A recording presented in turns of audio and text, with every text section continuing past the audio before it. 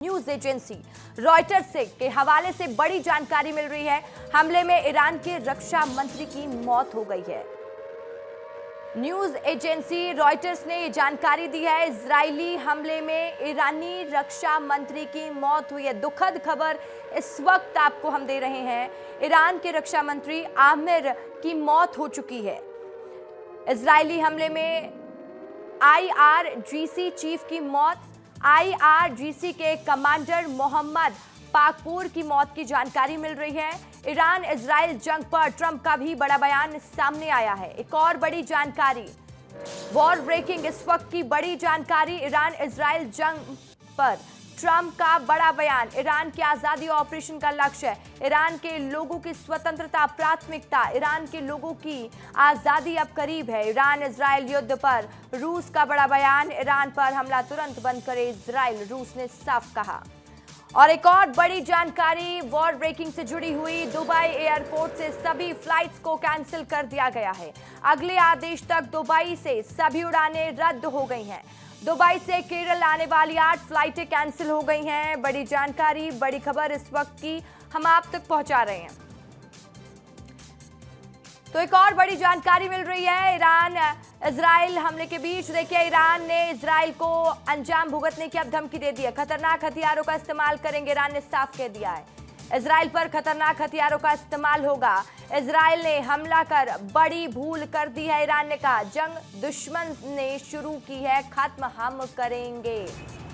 तो एक और बड़ी जानकारी मिल रही है, जहां पर देखिए इजराइल ने शनिवार सुबह ईरान की राजधानी तेहरान समेत कई शहरों पर बड़ा हमला किया। ईरानी एजेंसियों के मुताबिक दक्षिणी ईरान के एक स्कूल पर मिसाइल गिरने से 40 छात्राओं की मौत हो गई थी, जबकि 45 घायल बताए गए हैं। अमेरिका और इजराइल ने इसे संयुक्त सैन्य कार्रवाई बताया है। ट्रंप ने वीडियो जारी कर कहा, ईरान पर यह हमला उनके नागरिकों की रक्षा के लिए किया गया है। जवाब में ईरान ने इजराइल पर करीब 400 मिसाइलें दागी और कतर, कुवैत, बहरीन, सऊदी अरब और UAE में मौजूद अमेरिकी ठिकानों को भी निशाना बनाया है। इतना ही नहीं, ईरान ने UAE के सबसे ज्यादा आबादी वाले शहर दुबई पर भी हमला किया है। मिडिल ईस्ट में भीषण जंग छिड़ चुकी है। ईरान पर अमेरिका और इजराइल के हमलों के बाद ईरान ने भी पलटवार किया है। इससे अब दोनों से लगातार भीषण हमले दोनों से हो रहे हैं। बड़ी जानकारी आपको दे रहे हैं। तो वहीं देखिए, रॉयटर्स रिपोर्ट के मुताबिक इजरायली हमले में ईरान के रक्षा मंत्री आमिर नासिर जादेह और गाट्स यानी कि IRGC के कमांडर मोहम्मद पाकपूर की मौत हुई है। जून 2025 में हुसैन सलामी की मौत के बाद पाकपूर को कमान मिली थी। इजरायली आर्मी ने ऑपरेशन रोरिंग लाइन के तहत खोमेनी और पेजेशकियन समेत कई नेताओं को निशाना बनाया। और इधर खबर, सुप्रीम लीडर खोमेनी सुरक्षित हैं और बंकर में छिपे बताए जा रहे हैं। ये दावा ईरान के विदेश मंत्री ने किया है।